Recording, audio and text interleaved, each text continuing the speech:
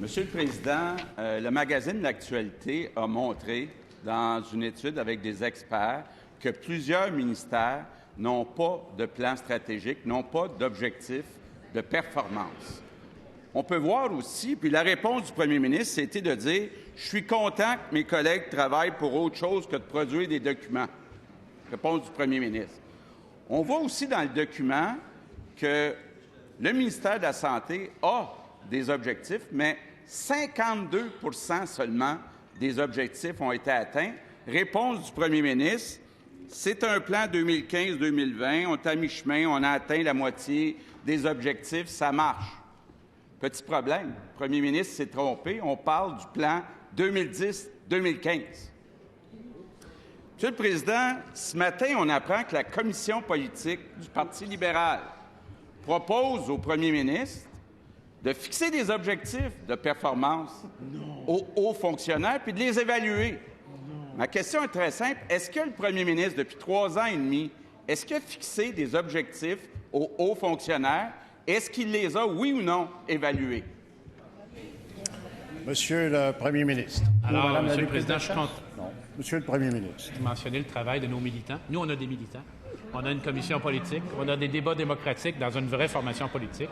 Et effectivement, c'est une orientation sur laquelle on travaille depuis quelque temps avec nos militants. Et ils auront l'occasion dans quelques jours, lors des congrès, de l'adopter. Et c'est certainement ce qu'il faut faire. Maintenant, ce qu'il oublie toujours de dire à la population, c'est que tous les ministères auront fourni leur rapport pour le mois de mars. Mais le but principal, je vais lui apprendre quelque chose. Le but principal du travail du ministère de la Santé, c'est comme il l'a fait hier, c'est s'occuper de l'alimentation des personnes en CHSLD. C'est de trouver des médecins de famille pour les patients. C'est de trouver des meilleures façons de donner des soins en CHSLD. C'est de donner accès aux échographies avec la carte Soleil. Ça, c'est son travail. Et c'est ce que je veux que les ministres du gouvernement fassent. C'est également ce que fait le ministre du Développement régional en lançant Entreprise Québec, qui va simplifier la vie de nos entrepreneurs et diminuer fortement la lourdeur des processus menant à la création d'une entreprise. C'est ça que les citoyens veulent. Sinon, sur l'imputabilité, sur la reddition de comptes, je l'encourage à continuer de lire nos documents de parti. On va en débattre, nous, au cours des prochains jours. Et parce qu'on est une véritable instance démocratique, on va en discuter entre nous. Première complémentaire, M. Chef, deuxième groupe d'opposition. Monsieur le Président, le premier ministre nous dit « D'ici mars 2018, tous les ministères vont fixer des objectifs. » Donc, il reconnaît que depuis 3 ans et demi, il n'a pas exigé d'objectifs. Est-ce que le premier ministre peut nous confirmer que depuis 3 ans et demi, aucun de ces hauts fonctionnaires n'a été évalué? Oui ou non? Monsieur le premier ministre. Encore une demi-vérité, puis je suis poli, parce que je veux rester parlementaire, Monsieur le Président. Alors, tous les fonctionnaires du gouvernement sont imputables. Ils sont imputables en tout temps à la Commission parlementaire des affaires publiques. Ils sont tous appelés à témoigner, à être questionnés par l'ensemble des parlementaires. Tous les plans d'action sont déposés avec des objectifs qui sont connus et qui sont publiés. Ce qu'il dit est faux, comme d'habitude d'ailleurs. C'est son habitude de dire des faussetés dans cette entreprise.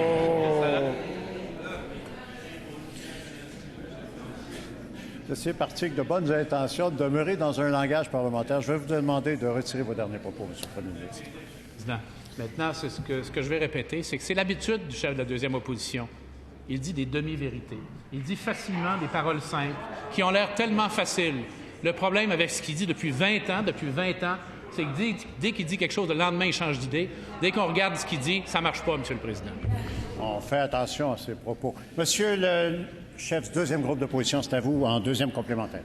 Monsieur le Président, je comprends que le premier ministre soit en tabarnouche. Je le comprends. Je le comprends parce que il nous a dit dans sa première réponse qu'il est d'accord. Il reconnaît qu'il y a la moitié des ministères qui n'ont pas d'objectif, mais ils vont le faire d'ici le mois de mars. Est-ce qu'il trouve que c'est de la bonne gestion, ça?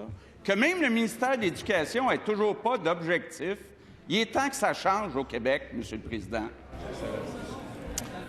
S'il vous plaît. Monsieur le premier ministre. Alors, les documents sont tous présentés, sont tous fournis dans les délais, et ça va être le cas pour les ministères.